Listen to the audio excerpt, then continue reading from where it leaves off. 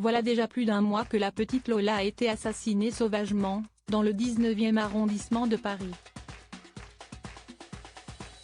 Depuis que cette affaire a été dévoilée à la France entière, le 14 octobre dernier, la famille de la fillette âgée de 12 ans a été au cœur de l'actualité et a été le destinataire de bon nombre de messages.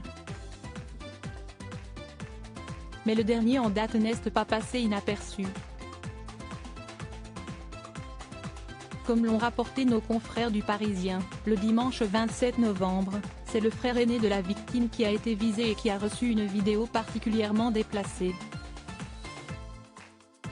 Sur son compte TikTok, le 17 novembre, le jeune homme de bientôt 18 ans a reçu, par message privé, un montage abject sur lequel des images de sa sœur, Lola, apparaissaient, avec des photos de mâles, en référence directe à la valise dans laquelle le corps de la petite fille a été retrouvé, après son meurtre.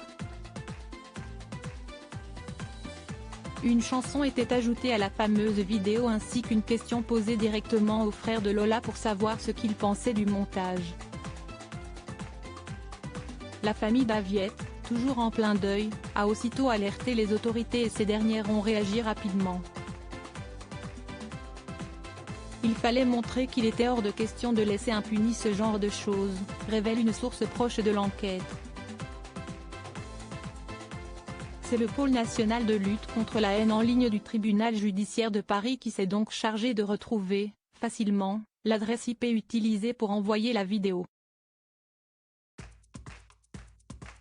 Supérieur à obsèques de Lola, 12 ans, sa famille et ses proches effondrés pour cet ultime adieu. Une convocation prévue en janvier prochain. Les policiers ont ainsi mis la main sur un adolescent âgé de seulement 16 ans, mais inconnu de leur service.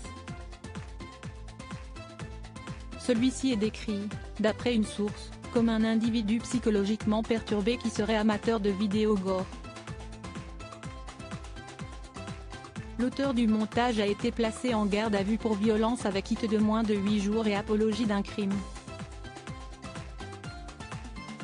Il a reconnu les faits, en précisant avoir voulu obtenir la réaction des gens, comme l'indique le Parisien.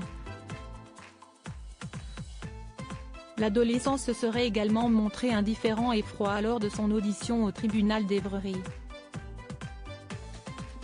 Ce mineur a été présenté au juge des enfants qui lui a notifié une convocation pour être jugé en janvier prochain des chefs d'apologie de crimes et violences volontaires avec préméditation. En attendant son jugement, il fait l'objet d'une mesure éducative provisoire comportant des mesures d'insertion et de soins, a déclaré le parquet. Article écrit avec la collaboration de 6 médias Crédit Photo, agence.